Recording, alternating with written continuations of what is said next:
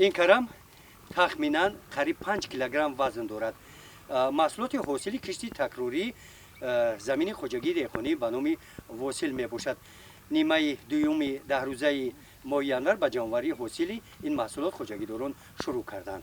این محصولات با چنین حجم و برگ‌های پهن و صفت عالی که این میدان زمین را پوشانیده است، حاصل کشتی تکراری بوده بعد جمع‌آوری قلفینه ماه سپتامبر کش کرده شده است.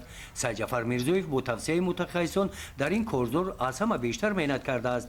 او میگوید که از همین میدان 5000 دانه کرم از لحاظ اکولوژی تازه را مقصدی به بازار برآوردن را دارند.